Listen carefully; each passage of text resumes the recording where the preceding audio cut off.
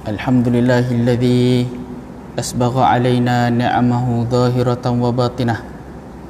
Asyhadu wa nashhadu an la ilaha illallah wahdahu la syarika lah, lahul mulk wa lahul hamd, yuhyi wa yumit wa huwa ala kulli syai'in qadir. Wa asyhadu wa nashhadu anna Muhammadan abduhu wa rasuluh. Allahumma salli wa sallim ala sayyidina Muhammad wa ala alihi wa ashabihi wa man da'a bi da'watihi wa sanna bi sunnatihi wa jahada fi sabilillahi haqqal jihad ila yaumiddin.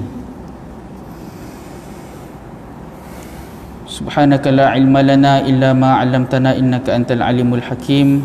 Rabbi shrah li sadri wa yassir li amri wahlul 'uqdatam min lisani yafqahu qawli. Allahumma hdina wahdi bina wahdina sajami'a waj'alna sababan liman ihtada. Allahumma ati anfusana taqwaha wa zakkiha anta khairu man zakkaha anta waliyuha wa maulaha, amma ba'd. Alhamdulillah. Pertama dan selamanya, marilah sama-sama kita merafakkan setinggi-tinggi syukur kepada Allah Subhanahu wa taala kerana diberikan kesempatan untuk terus hidup dan menunaikan kewajipan kita kepada Allah Subhanahu wa taala. Diberikan ruang untuk sama-sama kita berjemaah dalam masjid ini. Selawat dan salam ke atas junjungan besar Nabi Muhammad sallallahu alaihi wasallam, seluruh jawatan kuasa, para pegawai, para guru, tuan-tuan dan puan-puan yang di masjid ataupun di rumah.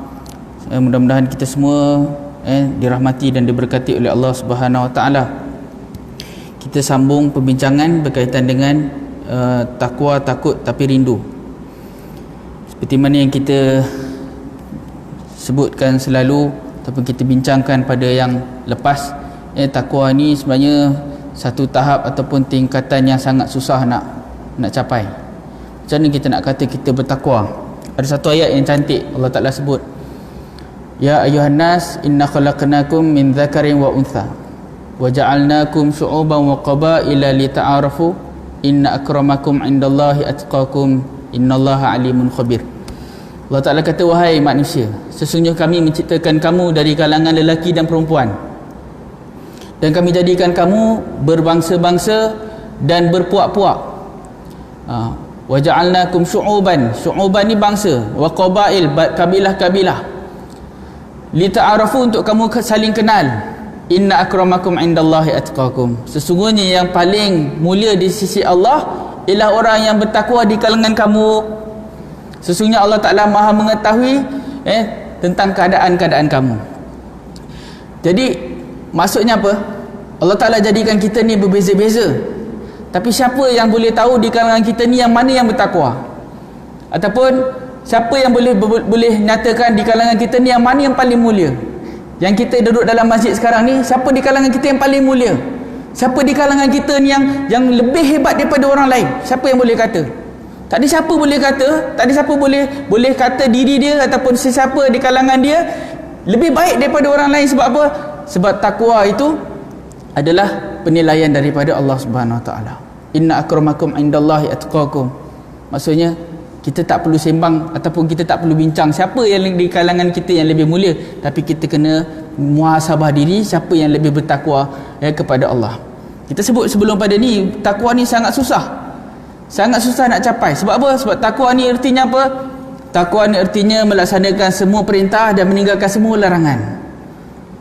Perintah Allah kita kena buat semua, tak boleh tinggal. Ada banyak perintah Allah Ta'ala yang sebenarnya kita tak mampu nak laksanakan, dan ada banyak larangan Allah Subhanahu wa taala yang tidak mampu kita tinggalkan. Larangan buang masa.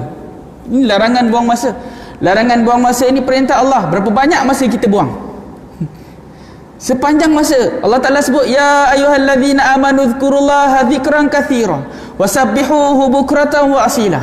Wahai orang-orang yang beriman, ingatlah Allah dengan ingatan yang sebanyak-banyaknya, dan bertasbihlah kepada Allah pada waktu pagi dan petang.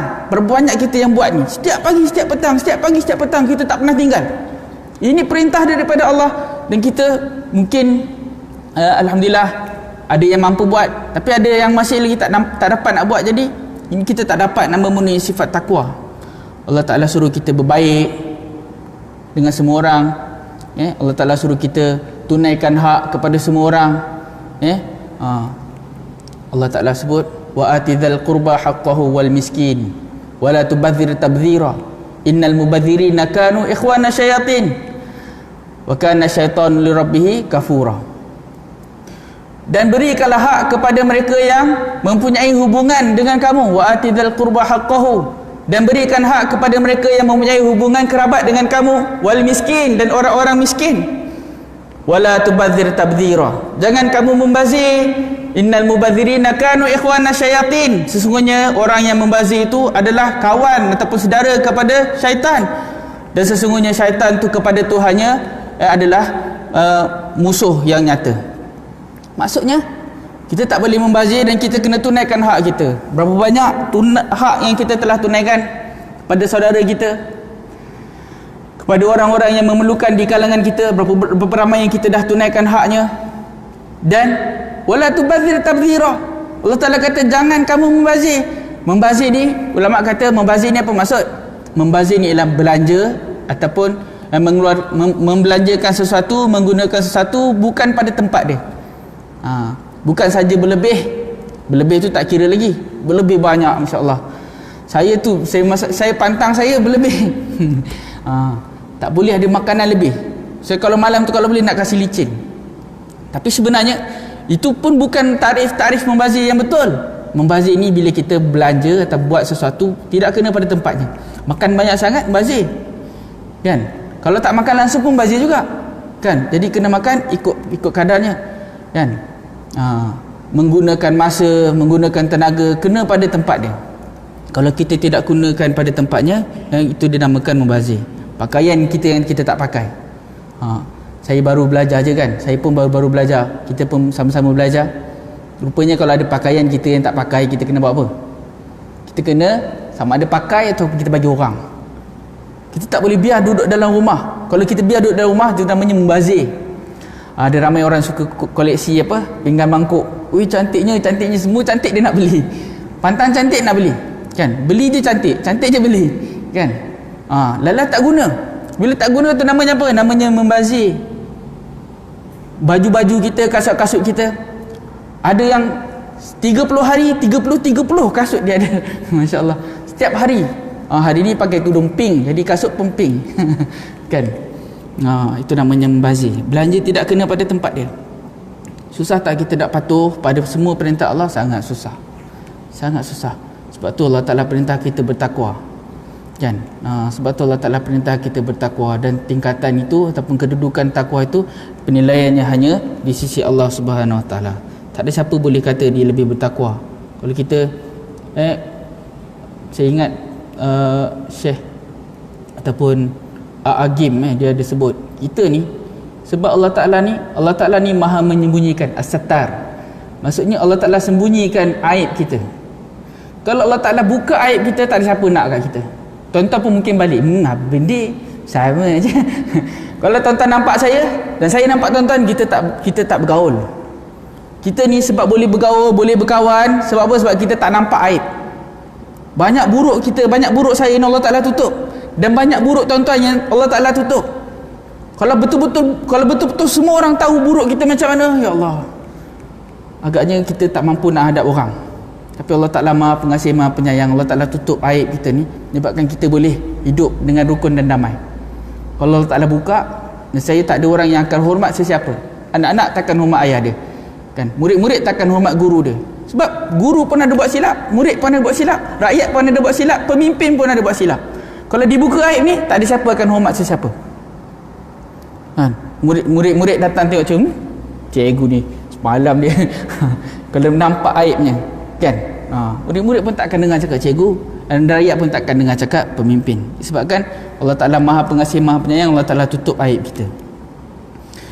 Disebabkan Allah Ta'ala tutup aib kita ni, kita dapat berhubung, dan kita kena usaha untuk capai nilai takwa ni. Dan kita sebenarnya kita tak tahu nilai takwa ataupun kedudukan kita ni, melainkan penilaian itu datang daripada Allah. Kita kena banyakkan muhasabah, berapa banyak masa yang kita telah buang sepanjang hidup kita ni, kan? Dosa yang tak sempat kita taubat, nikmat yang tak pernah kita syukuri, kan? Dosa yang tak sempat kita bertaubat, dan nikmat yang tak pernah kita syukuri. Dalam banyak-banyak nikmat yang Allah Ta'ala bagi pada kita, kadang-kadang kita merungut. Bila kita merungut tu maksudnya apa? Maksudnya kita tak kenang nikmat daripada Allah Subhanahu Wa Ta'ala. Sedangkan banyak nikmat tak sempat kita syukur, kan? Pada badan kita ni yang kita selalu sebut, nikmat kuku, nikmat bulu, nikmat kulit, kan? Nikmat jari yang boleh genggam. Pernah tak masa kita pegang sesuatu, kita alhamdulillah dapat pegang. Ada orang tak dapat pegang. Tuan-tuan pernah tengok kan? Orang tu menulis pakai kaki dia. Sebab tak ada tangan. Berjalan pakai tangan sebab tak ada kaki. Kan? Kita boleh buat semua. Ada orang namanya Mak Vucinic. Mak Vucinic ni dia tak ada tangan, dia tak ada kaki, tapi boleh berenang. Kita ada tangan, ada kaki, boleh berenang. Boleh berenang. Boleh tentu lagi. Dia ni tak ada tangan, tak ada kaki, dia boleh berenang. Dia naik paragliding, parachute kan? Dia naik parachute. Siapa pernah naik parachute kat sini? Ada tangan, ada kaki, naik parachute pun tak boleh. Dia tak ada tangan, tak ada kaki, boleh naik parachute, boleh berenang. Orang campak dia kat dalam kolam, lama tunggu. Kan, ini tenggelam ke tak tenggelam? Rupanya dia bangun, naik tu sikit-sikit je. Goyang, fuk, timbul. InsyaAllah. Tangan kita tak sempat kita syukur. Hari ni kita sempat tak kita syukur tangan kita ada, mata kita dapat melihat, kita ada kening. Kan, saya pernah jumpa orang tak ada bulu langsung. Tuan-tuan yang ada bulu, tuan-tuan sini semua ada bulu. Kan, ada yang tak ada bulu langsung, tak ada satu helai bulu pun pada badan dia. Allah Ta'ala jadikan dia macam tu. Kita ni muka kita ada macam coklat-coklat sikit kan. Sebab apa? Sebab kita ada hemoglobin. Kan? Ada orang tu, apa ke nama penyakit dia? Saya tak ingat. Dia ada pigmen, apa maksudnya muka kita ni, ada orang tu muka dia putih je. Kan? Dan rambut dia perang je. Sebab dia ada penyakit, saya tak ingat. Tadi saya dah ingat tu, lupa balik. Apa? Albino. Albino ni dia punya pigmen muka dia tak ada. Muka dia cerah macam Mak Saleh tu. Dia bukan Mak Saleh, dia ada penyakit albino. Orang yang ada penyakit albino ni kulit dia sensitif. Tak boleh kena panas, tak boleh lasak. Kita ni yang muka macam saya ni tak berapa cerah, tak berapa gelap, ni biasanya lasak. Macam kita ni semua ni kan, tahan lasak, boleh berpanas. Orang yang ada penyakit albino dia tak boleh panas. Pernah tak kita syukur ada pigmen? Pernah tak kita syukur kita ada pigmen dan kita ada bulu? Kawan saya cerita kan, dia kata orang yang tak ada bulu mata dia tak boleh tidur. Dia tidur mata dia tak pejam. Dia tidur macam ni, lepas tu bila dah nyenyak dia macam ni. Siapa tidur celik? Mungkin ada masalah dengan mata dia. Kat sini semua tidur pejam. Kan? Syukur dengan nikmat, sekecil-kecil nikmat, sebesar-besar nikmat. Nikmat bulu hidung. Nikmat tahi telinga. Saya pernah sebut, saya pergi ke klinik sakit kepala, kan? Bila sakit kepala, saya pergi klinik, ada klinik tu dia bagi ubat tahan sakit je. Saya balik tak jadi. Pergi klinik yang lain, ni pakar sikitlah, dia otai. Pergi klinik satu lagi, saya cakap saya sakit telinga macam ni, betul dia tengok apa? Saya sakit kepala, dia tengok telinga. Saya sakit kepala, dia tengok telinga. Dia tengok tak ada tahi telinga. Rupanya sakit kepala tu sebab apa? Sebab tak ada tahi telinga. Syukur kita ada tahi telinga. Tuan-tuan ada masalah tahi telinga? Tuan-tuan tak ada masalah tahi telinga, jadi tuan-tuan tak ada masalah kepala. Yang masalah sinus, yang masalah sedungnya, kan? Alhamdulillah kita ada tekak boleh sebut. Apa kita nak kita cakap je. Orang yang tak ada kemampuan untuk bercakap. Biasanya orang yang tak boleh cakap ni kadang-kadang disebabkan dia tak boleh mendengar. Bila dia tak mendengar, dia tak boleh bercakap. Tuan-tuan, kita ada nikmat telinga ni sebab Allah Ta'ala bagi nikmat telinga menyebabkan kita tahu bunyi tu. Sebab tu kita ni semua cakap Melayu. Macam mana belajar? Sebab kita dengar daripada orang Melayu atas kita. Mak ayah kita dia cakap Melayu kat rumah. Kalau mak ayah kita cakap orang putih lah kita cakap. Kalau mak ayah kita cakap bahasa Tamil lah kita cakap. Kalau mak ayah kita cakap negeri lah kita. Tu bunyi macam negeri tu sebab mak ayah negeri. Walaupun duduk Perak. Kan? Kalau Jawa, kalau Kelantan. Macam mana boleh dapat tu bunyi tu? Sebab kita dengar dan kita lantunkan. Kalau kita tak dengar, kita tak boleh lantunkan. Kita cuba bayang kalau tak pernah dengar, tak tahu bunyi, tak pernah dengar apa itu bunyi tak pernah dengar. Cuba bayang, kita boleh dengar bunyi macam-macam, bunyi burung, bunyi kucing. Kalau kita nak, kita cakap je.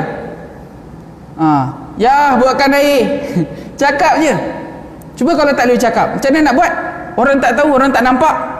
Nak kena tengok baru tahu.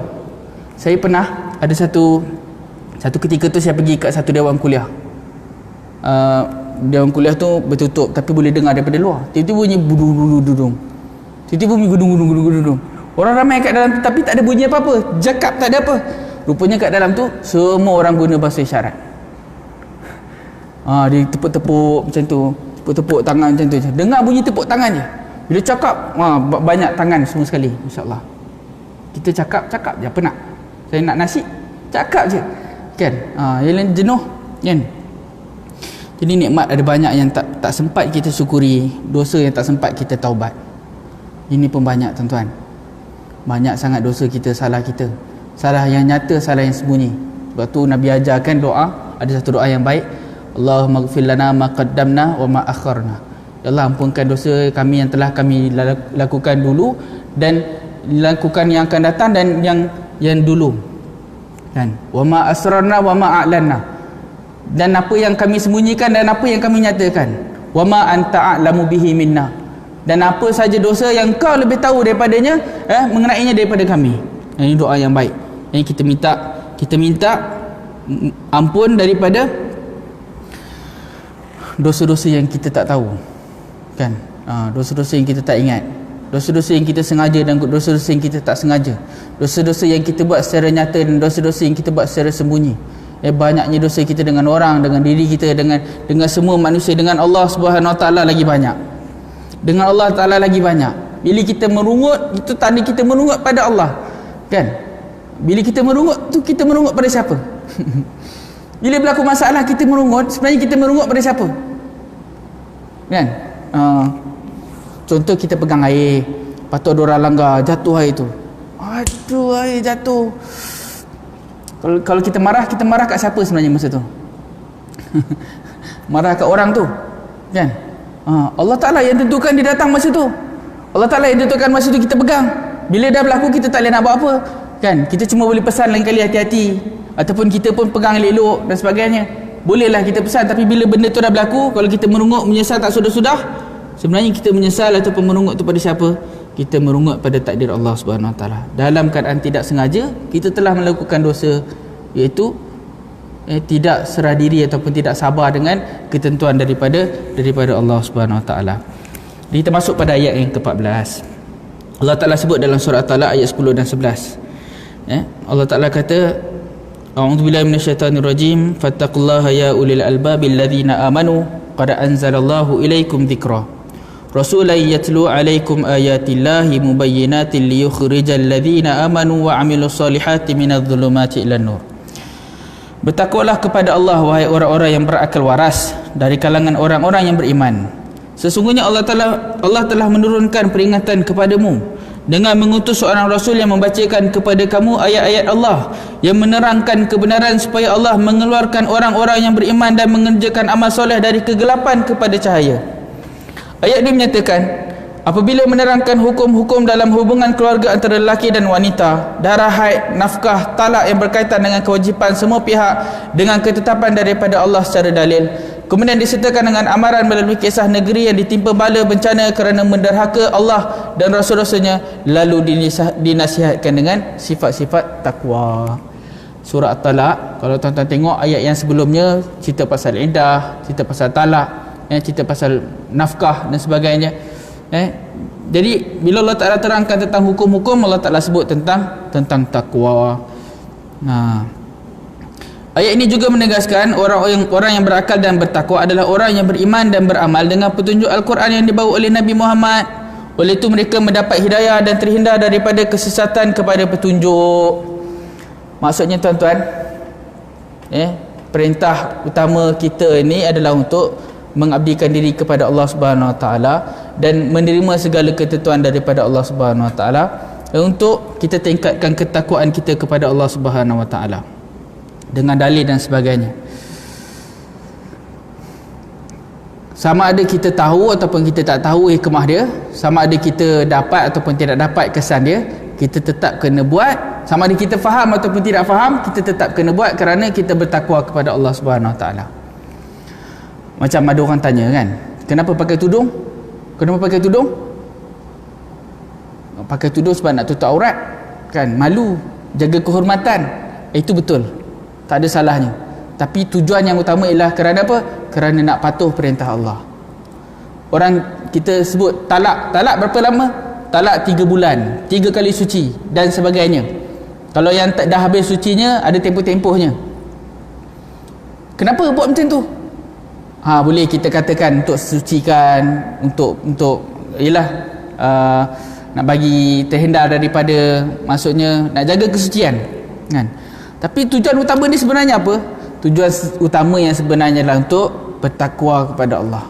Tujuan puasa, kenapa puasa? Puasa sebab apa? Puasa sebab nak jaga perut, puasa sebab nak sihat, puasa sebab masuk bulan puasa nanti nak raya, puasa sebab nak dapat duit raya, puasa sebab orang lain puasa, kita puasalah. Ini bukan takwa. Betul juga, tapi tak tepat, tersasar. Sebab tujuan yang utama ialah untuk ingat Allah. Kita datang masjid sebab apa?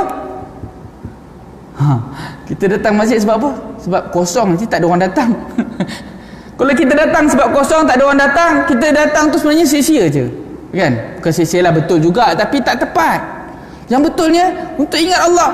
Sebab tu kesan bila datang masjid, balik bila semakin ingat Allah. Kita dengar kuliah ni sebab apa? Nanti orang semua balik, nanti ustaz cakap seorang-seorang kamera. Kan? Itu pun betul juga kan. Nanti saya tak cakap lah kalau tuan-tuan balik, sebaik tuan-tuan stay. Kan? Tapi yang betulnya apa? Yang betulnya untuk ingat Allah. Kita baca Al-Quran sebab apa? Nanti kalau orang dengar kita baca macam tak betul, malu. Belajar baca Al-Quran sebab apa? Kena belajar baca Al-Quran sebab apa? Belajar untuk baca Al-Quran ni sebab nak takwa pada Allah. Yang lain-lain tu sampingan je. Pernah satu ketika ada seorang guru ni tanya pada saya, kan, kamu ni sebab apa kamu datang program ni? Kan, masa tu program macam mukhayyam lah kan. Sebab apa kamu datang program ni? Ada orang jawab macam-macam jawab kan. Ini adalah tanggungjawab saya. Kan, dia kata itu semua tak betul kan. Yang betulnya sebenarnya adalah kerana Allah semata, bukan kerana yang lain. Kalau kerana Allah semata, kita tak ada hak nak tuntut apa-apa daripada Allah, sebab Allah Ta'ala dah bagi banyak dah. Kalau kita datang sebab kita ada masalah, sebenarnya Allah dah bagi banyak dah, kita yang tak nampak kan. Yang sebenarnya kita datang ni semata-mata kerana Allah, tak ada yang lain.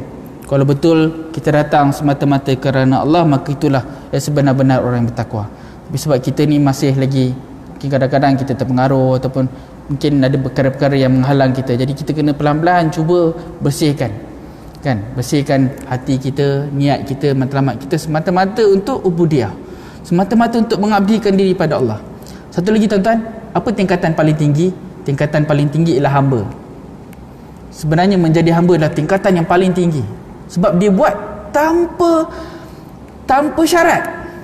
Dia buat tanpa syarat. Sebab tu Allah Ta'ala sebut Nabi Muhammad SAW ni, Allah Ta'ala sebut Nabi sebagai hamba dia. Bila kita kata wa asyhadu anna Muhammadan abduhu wa rasuluh, kita kata dan aku bersaksi bahawa Nabi Muhammad SAW adalah hamba dan pesuruh Allah. Hamba kepada Allah ni adalah tingkatan yang paling tinggi, sebab dia tunduk dan patuh pada perintah Allah tanpa soal, tanpa ragu-ragu. Dia sami'na wa ata'na. Kita ni ada ragu-ragu sikit, ada nak sebab. Kalau tak ada sebab, kadang-kadang kita tak buat. Kenapa kena korban? Nanti ada binatang tunggangan. Kan? Itu sunat muakkad kan. Kenapa kena buat itu, kenapa buat ni? Kita ada sebab-sebab yang lain, tidak sebab kerana Allah. Kenapa baca Yasin? Kenapa baca Al-Quran? Kenapa buat solat hajat? Kan? Kenapa kita buat tu? Kenapa kita buat ni? Semuanya ada sebab-sebab. Kenapa kita sayang anak kita? Nanti bila besar bolehlah dia sayang kita balik. Itu pun sebenarnya sayang ada sebab kan? Bukan sayang kerana Allah. Bila sayang kerana Allah, kita buat sungguh-sungguh. Sebab tu Nabi Muhammad SAW orang yang sangat hebat, manusia yang sangat mulia, memberi kebaikan tanpa balasan. Kita tak mampu buat, sebab kita buat dengan syarat. Kita nak orang hormat kita, kita nak orang sayang kita, kita nak orang suka kat kita, semua dengan syarat. Syarat yang pendek dan syarat yang jauh. Syarat yang jauh tu mungkin kita nakkan syurga ataupun kita nak selamat daripada neraka. Kita tak buat secara mutlak kerana Allah. Ya. Banyaknya kita buat kerana sebab-sebab yang tertentu. Tapi Nabi Muhammad SAW dia buat tanpa sebab. Bila dia buat baik, bila dia dakwah pada orang, dia suruh pada orang, orang tak terima, dia tak putus asa. Kita ajak sekali, dia tak nak, dah lah tu. Nabi ajak berkali-kali. Tak pernah Nabi jemu. Tak pernah Nabi berhenti daripada menyampaikan. Tak pernah Nabi berhenti daripada mendoakan umatnya. Kan? Kita kalau orang tu buat jahat kat kita, dah lah tu. Kan? Takat tu lah. Tapi Nabi Muhammad SAW, Masya Allah, sangat hebat. Kerana apa? Benar-benar menjadi hamba kepada Allah Subhanahu Wa Taala. Benar-benar menjadi hamba kepada Allah Subhanahu Wa Taala.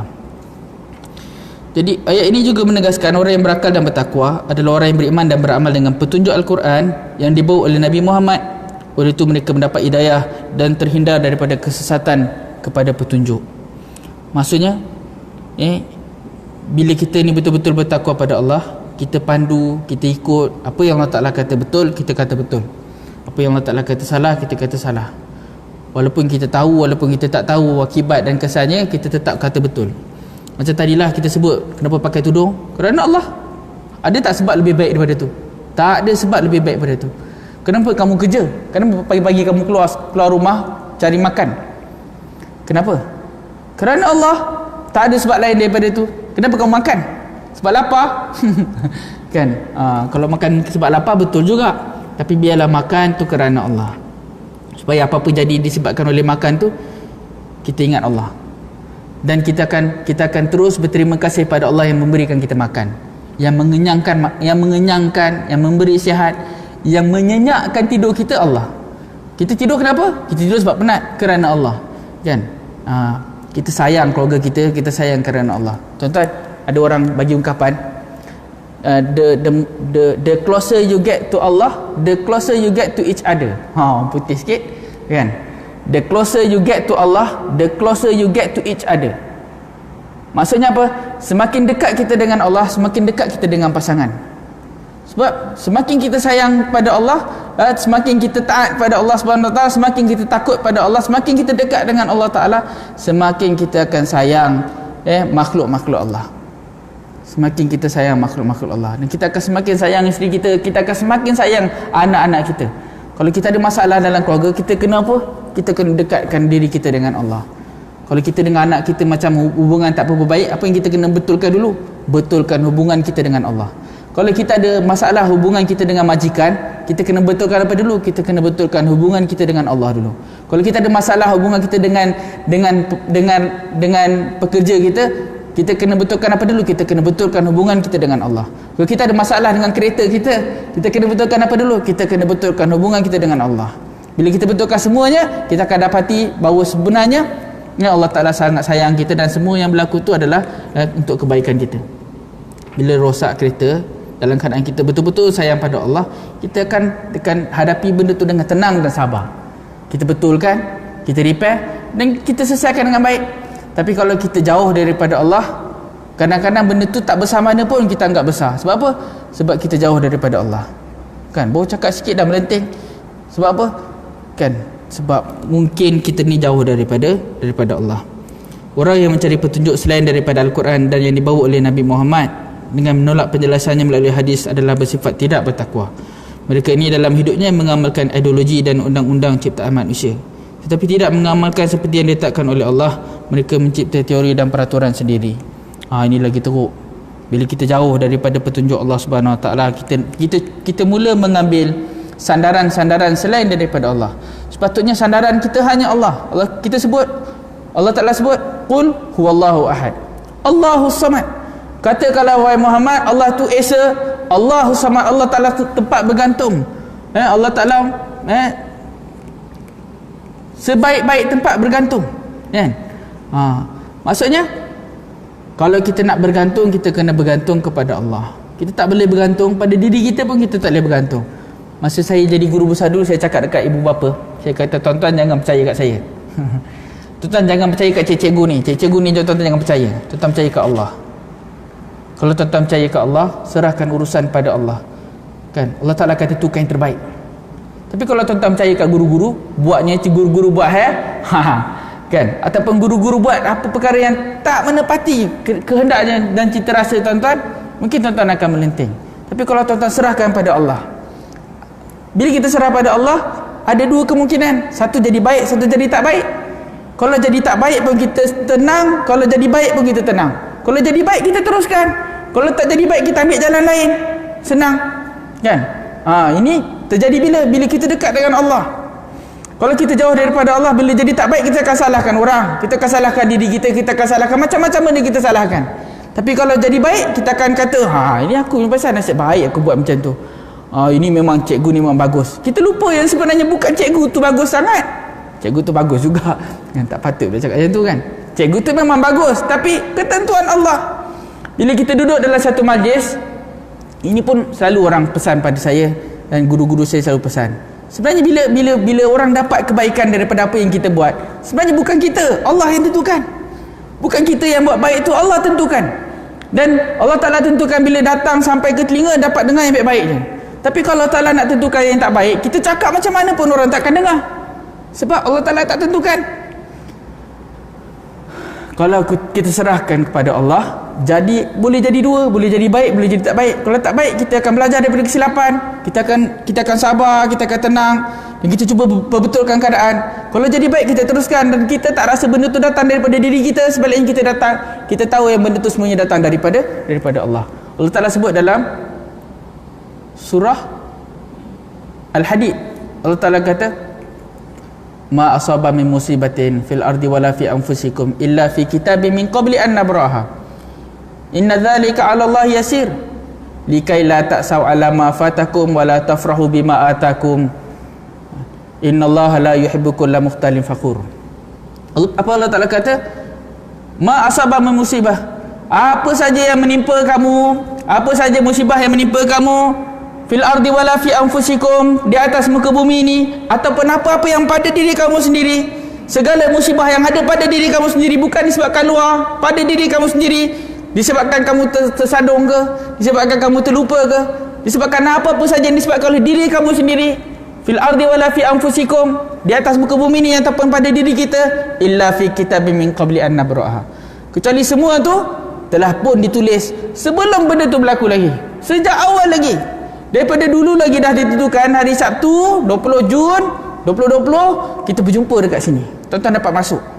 Dah ditentukan bila? Daripada dulu lagi. Yang meninggal Allah Ta'ala dah tentukan dulu lagi. Yang hidup, yang kaya, yang miskin Allah Ta'ala dah tentukan dulu lagi. Sesungguhnya nak buat tu sangat mudah. Allah Ta'ala tentukan semua tu, nak buat semua tu semuanya sangat mudah. Kenapa Allah Ta'ala ceritakan? Likaila ta'sau ala ma fatakum, supaya kamu jangan putus asa dengan apa suratan yang menimpa kamu, supaya kamu jangan putus asa, buat lagi kan. Jam, tengah jalan jam kan, ataupun tak sehaluan di tengah jalan, tak apa, ambil jalan untuk perbetulkan, ambil jalan baik untuk berdamai. Kalau berpisah pun berpisah secara baik, kalau kekal pun kekal secara baik. Apa-apa pun masalah kita akan hadapi dengan baik. Jangan berputus asa. Kalau tak dapat, tak apa, cuba lagi. Susah tu.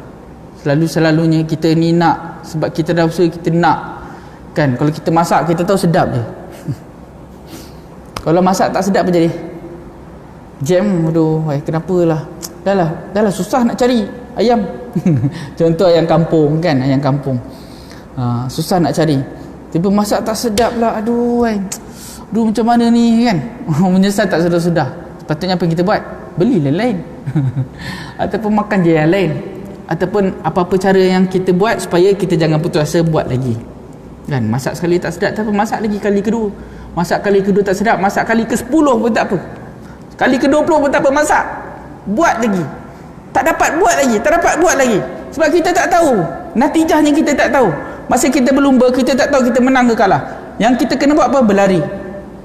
Masa kita mendaki, kita tak tahu sampai ke tak. Apa yang kita buat? Kita kena daki terus. Sampai tu belum tentu lagi. Kadang-kadang kita mati dalam pendakian. Kadang-kadang kita belum mula lagi dah mati dah. Kan? Tapi yang mustahaknya apa? Yang mustahaknya ialah terus mendaki. Likaila ta'sau ala ma fatakum wala tafrahu bima atakum, dan jangan pula kamu terlalu gembira dengan apa yang diberikan kepada kamu. Ni cantik tuan-tuan ayat ni.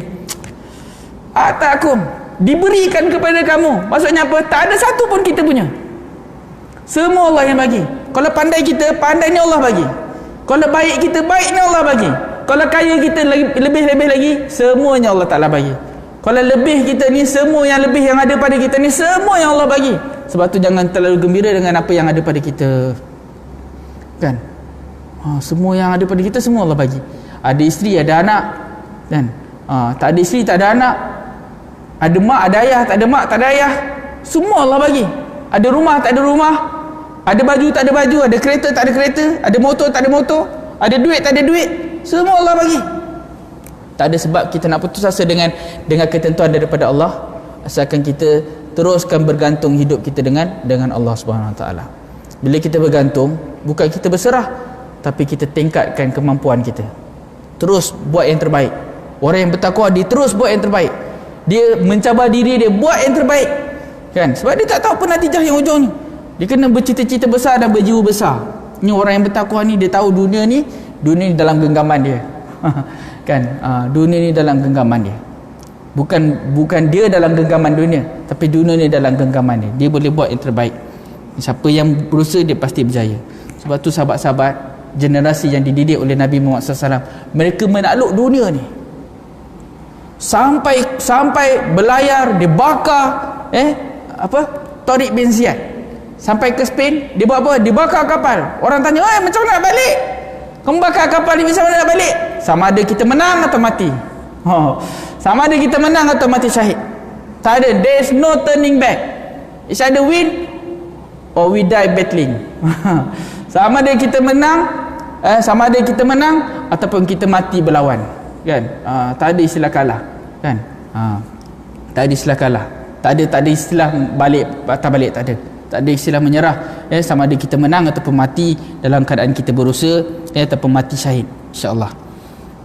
Orang yang mencari petunjuk selain daripada Al-Quran dan yang dibawa oleh Nabi Muhammad SAW dengan menolak penjelasannya melalui hadis adalah bersifat tidak bertakwa. Mereka ini dalam hidupnya mengamalkan ideologi yang tadi kita sebut, mengambil pandangan-pandangan selain daripada Allah Subhanahu Wa Taala. Perhatikan bagaimana golongan yang mendakwa diri mereka cerdik pandai tetapi mempertikaikan kenyataan daripada Allah dan Rasulnya secara dalil. Mereka ini dibenarkan bergerak bebas di atas nama individu dan disahkan secara undang-undang yang dibenarkan secara rasmi. Zaman sekarang ni tuan-tuan, undang-undang dipegang oleh Barat. Banyak perkara, kan? Macam hak asasi manusia. Hak asasi manusia ni kalau saya lah ngarut je, kan? Kalau betul hak asasi manusia, kenapa Palestin tak dibebaskan? Pencerobohan ke tanah haram Palestin itu tak pernah dibela. Tak pernah dibela. Berapa ramai umat Islam yang dibunuh disebabkan oleh pencerobohan ataupun penafian hak oleh kaum pemerintah dia. Di selatan Thai, di Filipina, di Chechnya, di China, di Palestin, di seluruh negara yang majoriti bukan Islam, umat Islam ditindas. Tapi tak ada pembelaan. Tiba-tiba bila kita nak buat, kita nak laksanakan, kita nak suruh pakai tudung je pun, kan? Kita nak suruh pakai tudung ataupun pakaian menutup aurat pun dia tak nak, kan? Sedangkan benda tu sebenarnya tidak bercanggah. Tidak bercanggah. Saya ingat lagi UKM dulu-dulu, dia ada etika berpakaian. Etika berpakaian ni maksudnya tak boleh pakai skirt. Sekarang boleh pakai. Kerja pakai. Saya banyak hari pergi kat Kuala Lumpur, ya Allah tuan-tuan. Doakan saya. Saya selalu kerja kat Kuala Lumpur sekarang ni, dekat Jalan Ampang tu, KLCC. Masya-Allah. Jadi kalau boleh saya tak nak keluar. Saya tak tahu macam mana nak pandang, macam mana nak tengok, saya tak tahu. Nak berjalan saya tak tahu macam mana nak jalan. Allahu Akbar. Tak ada etika berpakaian langsung. Bila kita tegur kata hak asasi manusia. Celah mana hak asasi manusianya? Kan? Ada perbualan seorang pemandu teksi ni. Ada seorang pramugari ke apa ke tak tahulah, tapi dia pakai pakaian yang mencolok mata. Bila dia masuk, pemandu teksi tengok betul-betul, kan? Apa ni? Tengok. Orang tu cakap dia malu. Dah kamu pakai macam tu, kenapa tak bagi orang tengok? Kan? Saya pakai saya punya hak. Tapi awak tak boleh tengok. Macam mana tu? Kan? Saya pakai saya punya hak tapi awak tak boleh tengok. Dia pakai tu untuk apa? Dia pakai tu untuk tunjuk ke? Tanya mana-mana perempuan. Tanya mana-mana perempuan. Suka tak dia tengok? Tak suka. Tak ada perempuan yang suka tengok melainkan yang dah rosak. Yang tadi tu dia dah pakaiannya teruk. Pemandu taksi tengok. Saja nak berdakwah. Pemandu taksi tu dia kata saya buat tu sebab nak dakwah. Dia kata kan. Sebab bila saya tengok macam tu dia kata malu. Dah kenapa awak pakai? Saya pakai saya punya hak. Tapi awak tak boleh tengok. Kan? Kat situ sebenarnya nak menunjukkan bahawa sebenarnya etika berpakaian ni adalah fitrah manusia. Adalah fitrah manusia. Perempuan tak suka ditengok melainkan yang dah rosak. Kalau tengok sikit-sikit tak apa, tapi kalau tengok sampai yang itu dia pun tak suka. Tak ada perempuan yang suka tengok macam tu. Tak ada. Melainkan yang dah rosak. Tanyalah muslimat kita ke, kan, orang perempuan mana-mana pun dia tak suka ditengok. Kalau ditengok pun oleh lelaki yang dia suka tak apa. Tapi kalau lelaki yang dia tak suka tengok dia apa ni, dia tengok apa ni. Dia mula cover kan. Padahal dia yang menunjuk, dia yang menayang. Maksudnya apa? Maksudnya etika berpakaian ni sebenarnya menepati fitrah kejadian manusia. Fitrah kejadian perempuan ni juga. Fitrah kejadian lelaki ni juga. Mata lelaki dan keadaan perempuan, fizikal perempuan. Pelik, kita tengok lelaki, kita dah tahu dia lelaki. Tengok badan kita tak ada apa-apa rasa. Tapi kalau kita tahu dia perempuan, kita tengok dia lain macam. Kan? Tuan-tuan semua lelaki. Mata kita sama, okey? Jangan nak menipu. Mata kita sama. Bezanya siapa yang boleh mengurus mata dia atau tidak. Kan? Mata kita sama. Mata kita tertarik kepada perempuan. Kan? Mata kita tertarik pada perkara-perkara macam itulah. Kan? Jadi bila kita sebut benda tu, dia kata hak asasi manusia. Celah mana hak asasi manusianya? Kan? Sedangkan benda tu sangat bertentangan dengan norma. Dia pun tak suka ditengok. Menunjukkan apa? Walaupun dia pakai, sebenarnya dia tak suka orang tengok dia. Kan? Jadi jangan pakai patutnya. Sebab itulah kita kena buat berpandukan kepada agama. Kalaupun tak dapat dibuktikan. Orang kata ni hak asasi manusia. Kan? Macam soalan yang susah nak dijawab. Orang Islam boleh, orang bukan Islam boleh masuk Islam, tapi orang Islam tak boleh keluar Islam. Kat mana hak asasi manusianya? Kat mana adilnya? Boleh jawab? Tu payah juga tu. Kan? Kat mana adilnya? Kalau tuan-tuan boleh jawab, boleh. Kan? Kat mana adilnya? Orang bukan Islam boleh masuk Islam dari segi undang-undang. Tapi orang Islam tak boleh keluar Islam dari segi undang-undang juga. Kat mana keadilan dia? Kalau kita fikir ikut neraca manusia, kita akan sesat, tak jumpa jalan. Tapi kita kena fikir ikut neraca Allah. Kebenaran ni adalah di sisi Allah. Wa qulil haqqu mir rabbikum. Katakanlah Muhammad, kebenaran tu datang daripada Tuhan kamu. Kebenaran yang benar yang datang daripada Tuhan kamu. Sebenarnya agama yang benar datang daripada siapa? Datang daripada Tuhan kamu. Faman syaa'a falyu'min wa man syaa'a falyakfur. Siapa yang nak dia beriman, siapa yang tak nak dia boleh, bukan siapa yang tak nak, siapa yang dia berkehendak akan dia ingkar, kufur. Tapi Allah Ta'ala kata dia tak berhenti takat tu je. Siapa yang nak dia beriman, siapa tak nak dia tak nak beriman, dia tak beriman, dia tak berhenti takat tu je. Sebab bagi orang yang tidak beriman, bagi orang yang ingkar, Allah Ta'ala akan sediakan inna a'tadna lidzalimina naran ahata bihim suradiquha. Sesungguhnya bagi mereka yang zalim, kami sediakan apa? Kami sediakan neraka yang bahan bakarnya mengelilingi dia. Bahan bakar dia macam apa? Macam oven. Mengelilingi dia. Ahata bihim suradiquha. Mengelilingi dia macam oven. Neraka ni ada macam-macam. Ada neraka yang macam oven, ada neraka yang macam panggang. Yauma tuqallabu wujuhum finnar. Kan? Hari di mana kami bolak-balikkan muka mereka atas api neraka. Sebab apa? Nak bagi masak rata. Ambil. Sebab apa? Sebab ingkar pada perintah Allah Subhanahu Wa Taala. Ada yang dijadikan bahan. Kan? Apa nama tu? Waquduhan nas wal hijarah. Bahan bakarnya daripada manusia dan batu bata. Maksudnya dibakar, dijadikan bahan bakar. Ada yang dipanggang, ada yang dipanggang, ada yang diketuharkan, dan ada yang dibakar terus dalam api. Ini dalam dalam neraka, Allah Ta'ala sebut. Dan bagi mereka yang beriman, ganjarannya apa? Ganjarannya ialah syurga.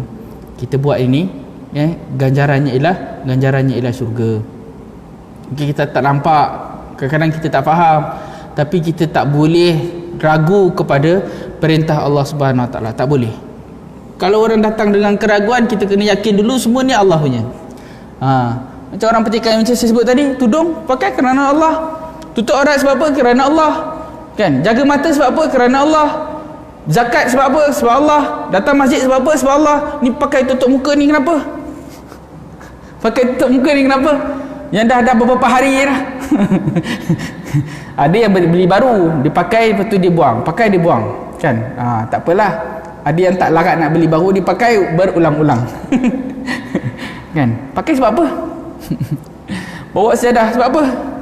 Kan? Ni duduk jarak-jarak ni sebab apa? Kan? Tak nampak, saya tak nampak. Saya buat kerana Allah je. Tak nampak, saya tak nampak, saya tak setuju. Tapi kita macam mana pun keadaan, kita buat kerana Allah. Yang kita buat kerana Allah, tenang hati kita. Kalau kita buat kerana manusia, tak tenang hati kita. Kita tak nampak ni, tak logik, kan? Ada yang bercakap macam tu, kan? Jadi betul juga, tapi kita buatlah kerana Allah, jangan buat kerana manusia. Buat kerana manusia, sesat kita. Tak jumpa jalan. Tak jumpa jalan hujung, tak jumpa.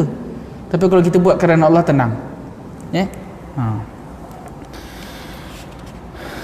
Malangnya mereka ini memakan nama Islam, ni, atau nama hak asasi manusia. Islam ni ni. Ada orang dia sebut, bukan Islam pun boleh masuk syurga. Ini pelik ni, kan? Bukan orang Islam dia masuk syurga. Sebenarnya ayat dia betul separuh. Maksudnya apa? Orang Islam kalau hujung dia tidak Islam, hujung dia hidup sebagai Islam, tapi kat hujung dia tidak Islam, dia masuk neraka, naudzubillah min zalik. Orang bukan Islam, sepanjang hidup dia tidak Islam, tapi kat hujung dia Islam, dia kembali pada Allah, dia ni masuk syurga. Itu baru betul. Maksudnya penghujung kita tu, kalau kita mati dalam keadaan Islam, mudah-mudahan insya-Allah kita akan masuk ke dalam syurga. Tapi kalau kita, bukan kita, orang lain orang tu dia tak sempat bertaubat, tidak sempat masuk Islam, maka dia akan mati. Kalau dia mati dalam keadaan tidak sempat masuk Islam, mati dalam keadaan kafir, tempatnya mana? Tempatnya neraka, na'udzubillah min dzalik. Kebaikan itu penilaiannya pada Allah.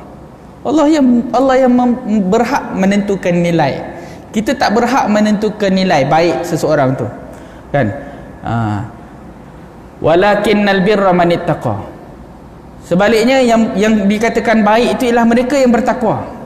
Maksudnya kebaikan itu apabila bertakwa, bukan kebaikan itu bila menolong orang semata-mata. Baik kalau tolong orang baik, kan? Tapi yang betul-betul baik ialah bila kita bertakwa kepada Allah.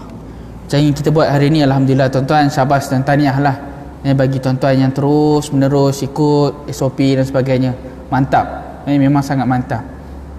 Mudah-mudahan ketabahan, kesabaran kita ikut SOP ni Allah Ta'ala berikan ganjaran yang sebaik-baiknya, insya-Allah, kan? Kita pun tak tahu bila sudahnya, tapi kita teruskan dalam keadaan macam ni. Mudah-mudahan Allah Ta'ala berikan ganjaran atas kesabaran dan kepayahan kita ni, insya-Allah. Dan kita teruskan buat apa yang kita buat ini dalam keadaan kita cuba untuk meningkatkan ketakwaan kita kepada Allah Subhanahu Wa Taala. Memang banyak benda yang kita nak buat tapi tak dapat buat, tapi kita cuba juga buat. Macam ada yang sebut pasal solat sunat qabliyah, kita boleh buat kat rumah, tak ada masalah. Ataupun tuan-tuan datang awal, tuan-tuan solatlah 10 rakaat ke 20 rakaat boleh. Tuan-tuan datang awal, tuan-tuan solat 10 rakaat boleh, kan? 20 rakaat boleh sebelum ni, maksudnya masuk, kan? Solat sunat wudu, solat sunat tahiyatul masjid boleh, kan? Qabliyah ba'diyah tu tak dapat buat, tuan-tuan boleh buat kat rumah, kan? Boleh buat kat rumah, tak ada masalah, kan? Jadi ada kelonggaran dan ada caranya macam mana kita nak sentiasa ataupun tingkatkan amalan kita dalam masa yang sama patuh kepada perintah. Jadi sekadar itu yang dapat saya sampaikan. Yang baik itu datang daripada Allah, yang buruk itu datang daripada kelemahan saya sendiri. Hakikatnya semuanya adalah ketentuan daripada Allah. Kalau ada yang baik, semuanya Allah yang buat. Kalau ada yang tak baik, itu sebabkan salah kita, kan? Itu pun sebenarnya adalah ketentuan daripada Allah, supaya kita jangan putus asa terus lagi. Saya cakap yang tak baik ni salah saya, jadi saya kena perbetulkan kan. Yang tak baik tu kita perbetulkan, jangan putus asa. Yang baik kita teruskan. Semua yang baik itu pun datang daripada Allah. Yang buruk tu disandarkan atas kelemahan kita, untuk kita tingkatkan usaha kita dan terus serah kepada Allah Subhanahu Wa Taala. Qul qawli hadza wa astaghfirullahal azim li wa lakum. Billahi taufiq. Assalamualaikum warahmatullahi wabarakatuh. A'udzubillahi minasyaitonir rajim. Bismillahirrahmanirrahim. Allahumma ati anfusana taqwaha. Ya Allah, berikanlah kepada kami jiwa kami ini ketakwaan. Wa zakkiha anta khairu man zakkaha, dan sucikanlah ianya kerana Engkau lah yang maha menyucikannya. Anta waliyuha maula, Engkau lah pemimpinnya, Engkau lah pelindungnya ya Allah. Allahumma habib ilainal iman. Ya Allah, berikan kepada kami kecintaan kepada iman. Wa zainu fi qulubina, dan hiasinya dalam jiwa kami. Wa zainu fi qulubina wa karih ilainal kufra wal fusuq wal asyan, dan berikan kepada kami benci kepada kekufuran, benci kepada maksiat. Waja'alna minar rasyidin, dan jadikanlah kami di kalangan orang yang beroleh bimbingan. Sallallahu alaihi wasallam Muhammad wa ala alihi wasallam. Alhamdulillahirabbil alamin.